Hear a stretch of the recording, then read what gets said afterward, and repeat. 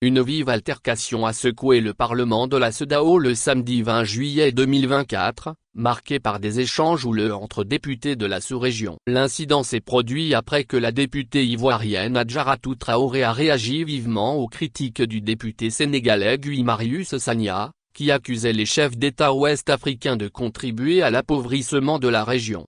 Invitée à prendre la parole par la présidente du Parlement, la Togolaise Ibrahima Memounatou, à la suite d'une présentation du représentant du Programme des Nations Unies pour le développement, PNUD, Sagna a insisté pour corriger un terme utilisé par ce dernier. Il a soutenu qu'il fallait parler d'appauvrissement de l'Afrique plutôt que de pauvreté en Afrique, arguant que l'Afrique n'est pas pauvre par nature, mais que ses ressources sont mal gérées et accaparées par les dirigeants.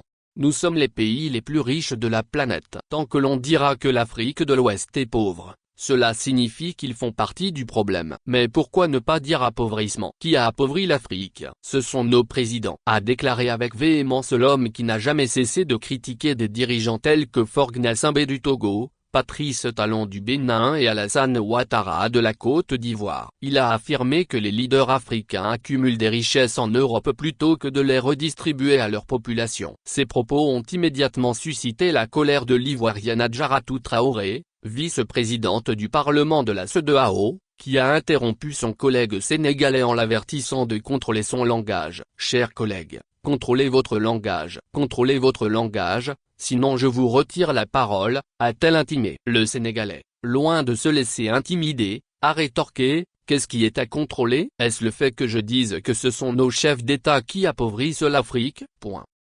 La tension est montée d'un cran lorsque Traoré a répliqué: la liberté de parole ne veut pas dire que vous devez dire n'importe quoi à l'endroit des chefs d'État. C'est du n'importe quoi que vous dites. Vous ne pouvez pas vous adresser aux chefs d'État de cette manière, ce ne sont pas vos amis. En colère, la députée ivoirienne a quitté sa place pour s'approcher de manière menaçante de Sagna. Ses collègues ont dû intervenir pour calmer la situation, évitant ainsi une confrontation physique. Cette altercation a conduit à la suspension temporaire de la session parlementaire, laissant un climat de tension palpable dans l'hémicycle.